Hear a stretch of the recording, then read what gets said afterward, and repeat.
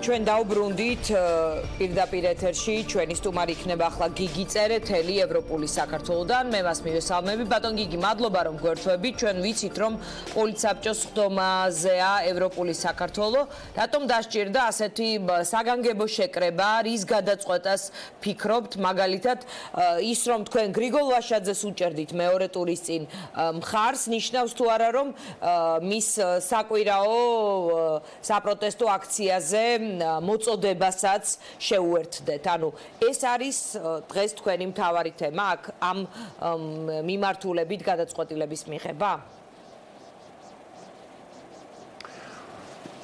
მოგესალმები დიანა, მოგესალმები თქვენს ტელემაყურებელს.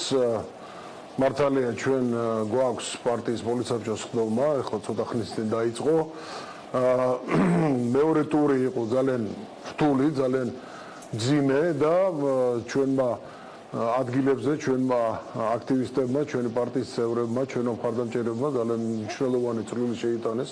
ვფიქრობ იმ შედეგში, რომელიც დღეს ოპოზიციას აქვს და იმ კულაბაში 800,000-იანი ხმის. შესაბამისად, ჩვენ დღეს მოწვეული გვყავს ჩვენი რეგიონალური ლიდერები, პოლიცსაბჭოს წევრები და ზოგადად ანალიზი კეთდება მეორე ტურის. მათთან ერთად გვინდა გავიაროთ ძალიან ბევრი საკითხი, ტექნიკური საკითხები, რა გამოცდილება იყო, თუმცა ბევრი რამ, რა თქმა უნდა, ცნობილია და ძალიან სამწუხაროა, რომ ასეთი შეფასებები იყო ამ არჩევნების, განსაკუთრებით ბუნებრივია საერთაშორისო დამკვირვებლების. და შესაბამისად ალბათ სამომავლო სტრატეგიაზეც, იმიტომ რომ რამდენიმე განცხადება უკვე იყო პარტიის ლიდერების მხრიდან, თუ როგორ ხედავთ ჩვენ ყოველ შემთხვევაში რა ძირითადი თემებია, რა ძირითადი სირთულეებია, რაც დღეს აბსოლუტურად თვალნათელია, რომ სისტემა თუ არ შეიცვალა საარჩევნო, თუ არ შეიცვალა ეს მიდგომები, რაც დღეს ჩვენ ვნახეთ, თუ არ რაღაცა დამოკლდა ის ხელები, რომელიც ყველგან ერევა, თუ არ იქნა ლეგალური და სამართლიანი ინსტრუმენტები, როდესაც საარჩევნო პროცესი თქვა წარიმართება, მაშინ ძალიან მძიმე შედეგებამდე მივალთ, იმიტომ რომ სამართლიანი არჩევნები ეს არის საფუძველი ქვეყნის დემოკრატიული განვითარების და საქართველოს დღეს აქვს სულ სხვა ამბიცია, საქართველოს აქვს სულ სხვა განაცხადი და მე ვფიქრობ რომ ამიტომ ბუნებრივია გასაგებია შენიშვნები, რეკომენდაციები, კრიტიკა გასაგებია, მაგრამ ის ჯგუფი პოლიტიკური, რომლის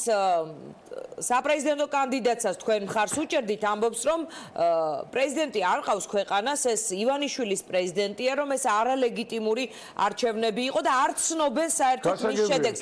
თქვენ აქ ერთიანი ხართ, იმიტომ რომ თქვენ სხვა ტიპის ეს რომ ეს არის უფლება ერთი წუთი.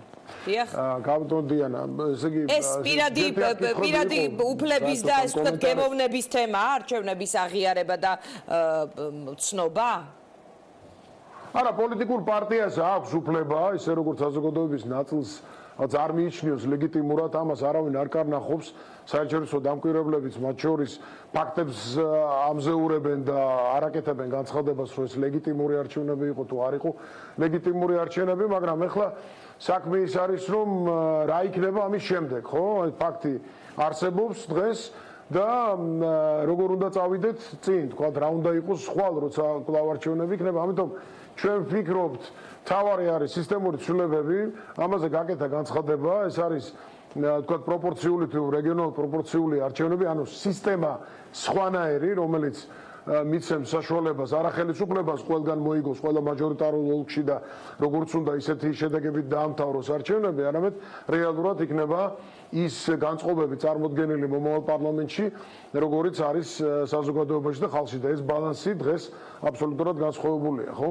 შესაბამისად არის კიდე სხვა თემები, იგივე საარჩევნო ადმინისტრაციების დაკომპლექტება თუ სხვა, ასე ვთქვათ, იქ იყო საინტერესო იდეა საარჩევნო პროკურორი და ასე შემდეგ, მაგრამ რაც შეეხება თვითონ რა იქნება ახლა კვირას, რაც თქვენ მკითხეთ, ხო? ჩვენ სწორედ ამიტომ შევიკრიბეთ ერთ-ერთი თემა ბუნებრივია ესეც არის, რომ ჩვენს აქტივთან ერთად და ჩვენს მხარდამჭერებთან ერთად მოვნახოთ ფორმა, ასე ვთქვათ, როგორ ვიქნებით სოლიდარული. სოლიდარულები ზოგადად ჩვენ ვართ ამ პროცესის მიმართ, ამ პროტესტის მიმართ, მაგრამ ევროპული საქართველო არის დამოუკიდებელი პარტია, მას აქვს თავის შეხედულებები, აქვს ძალიან ბევრი განსხვავებაც ნაციონალურ მოძრაობასთან, როგორც ადრეც იყო განცხადებული და მე ვფიქრობ, რომ ეს განსხვავებები მიდგომებში დარჩება.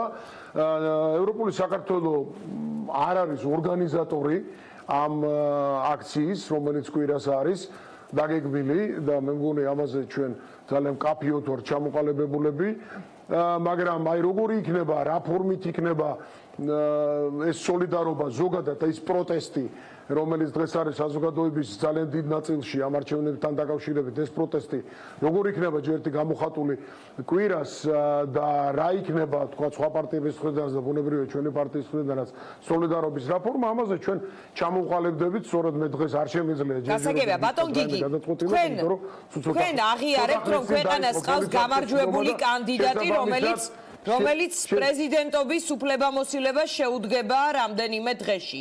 თქვენ ამას აღიარებთ? და საქართველოში არჩევნები ჩატარდა, კიდევ ერთხელ მინდა ხაზი გაუსვა, რომ უფლება ვიღაცა აღიარებდეს ან არ აღიარებდეს ამას, ან ლეგიტიმაციის თქვენ გეკითხებით, ამიტომ ვიღაცას კი არა. ვერ იქნება მიუხედავად მიღებული ხმებისა, ამიტომ რაც შეეხება თავისთავად დიანა პარტიის პოზიციას, კიდევ ერთხელ მინდა ვთქვა, რომ პოლიცსაბჭოს ხდომის დასრულების შემდეგ გაკეთდება. ანუ პარტია იმაზეც მსჯელობს, პრეზიდენტი აირჩია თუ არა ქვეყანამ, ამაზე რამე თქვას, ამაზეც მსჯელობს? არა, ამაზე, არა, ამაზე მსჯელობა ჩვენ არ აგვაქვს.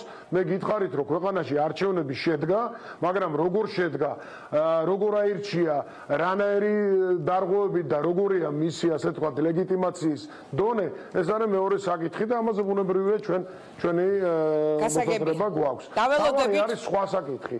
თავარი არის სხვა საკითხი, ხვალაც იქნება საქართველოში არჩევნები, ზეგაც იქნება არჩევნები და არჩევნები უნდა იყოს იმდენად, რამდენადაც საქართველოში დემოკრატიული პროცესი უნდა გამვითარდეს.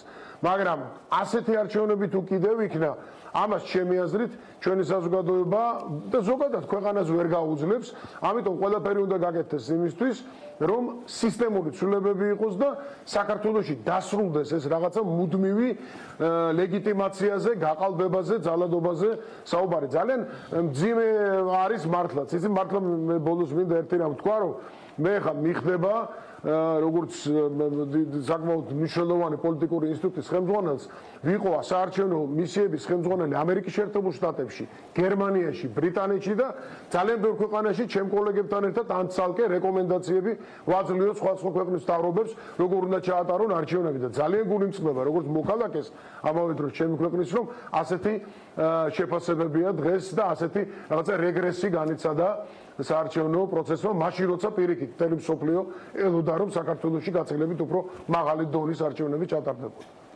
გასაგებია. დიდი მადლობა, დაველოდებით ევროპული საქართველოს გადაწყვეტილებას. გიგი წერეთელი იყო ჩვენი სტუმარი. დღის ამბები დასრულებულია, საღამოს გელოდებათ გადაცემა პირველები, რამდენიმე წუთში ეთუნა ინცკირველი და TV პირველის 5 საათიანი საინფორმაციო გამოშვება.